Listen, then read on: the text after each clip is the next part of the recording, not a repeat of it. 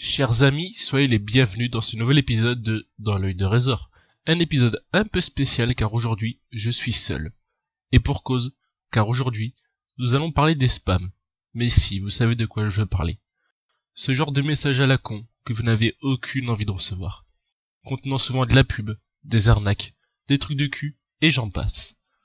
Aujourd'hui donc, nous allons parler des spams avec une petite sélection de spams bien croustillants que j'ai reçus sur ma boîte mail. On va avoir du lourd, du très très lourd.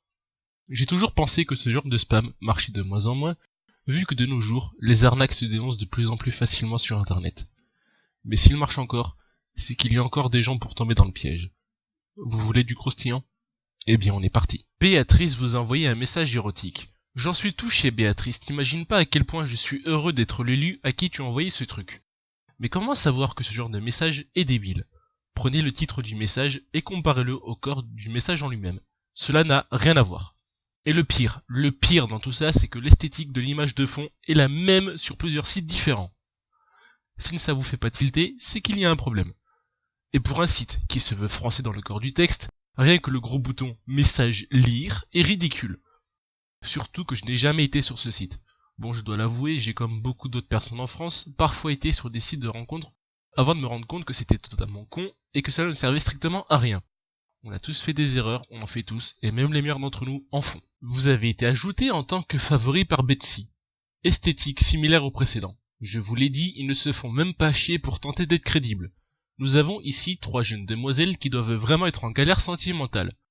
Non mais soyons sérieux 2 putains de minutes.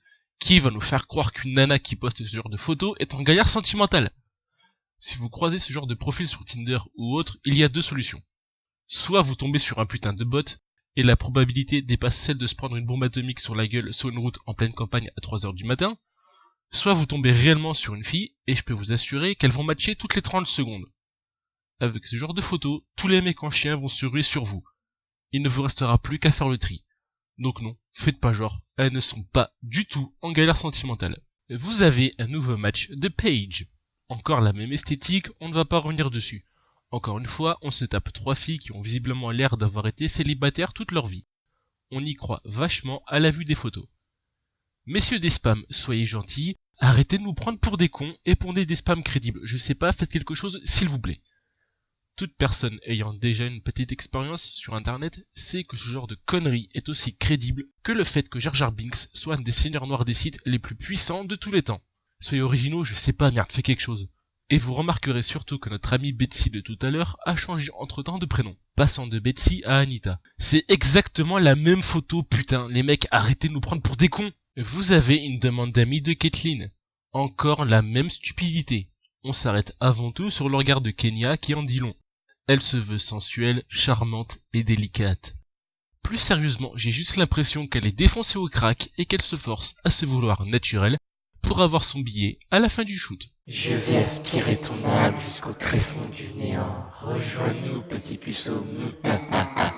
Je suis heureux de vous écrire. Donc, on est en présence d'une femme, visiblement russe, dont le titre est « Je suis heureux de vous écrire ». Heureux, on dit heureuse. Oui, je sais, à l'étrangère, tout ça, gna gna gna, d'où tu assumes le genre des autres trésors, gna gna gna, je vais écrire un billet sur toi sur mademoiselle.com. Je m'en tape, mais d'une puissance, tu peux pas imaginer. Alors maintenant, on va se plonger dans la lecture de cette œuvre. Bonne nouvelle, je espère que vous allez allouer quelques minutes pour lire ma lettre. Mon nom complet est Elena, mon âge de 34 ans. Je ne veux pas un homme de moins de 34 ans. Je trouve votre adresse sur un site de rencontre et a décidé de vous écrire. Je espère que vous êtes une personne décente. Je vis en Russie. La distance pas un problème pour moi. Je l'espère pour vous aussi. Quel est votre nom ? Si vous êtes marié, alors ignorez mon message. Je suis ici pour trouver une relation sérieuse. Je vous exige de ne pas perdre mon temps si vous êtes à la recherche pour un stand de nuit. Il est important d'être respectueux. Je pense que la relation commence avec amitié. Je n'ai pas d'enfant et je n'ai jamais été marié. Je suis prêt à envisager de déménager dans un autre pays si nécessaire. Je serais heureux de savoir plus sur goût et préférences. Est-ce que vous aimez la nature ? Dans mon temps libre, j'aime le sport. Je suis une femme polyvalente. Je n'ai pas le temps pour les jeux, donc si vous n'êtes pas intéressé, il suffit de ne pas répondre, ceci est mon message. J'espère que vous êtes un homme sincère. Je vais attendre votre réponse rapide et peut-être vous envoyer une image.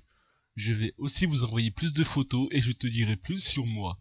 Je espère que vous comprenez mon français. Cordialement, Elena. Donc, c'est le spam le plus ciblé du monde. Attention, ne recherche pas un homme qui est moins de 34 ans. Ça tombe bien, j'ai 21 ans donc c'est super ciblé. Et non, t'inquiète, la distance, c'est rien. Je m'en sors bien avec les gens qui habitent à l'autre bout de la planète, t'inquiète.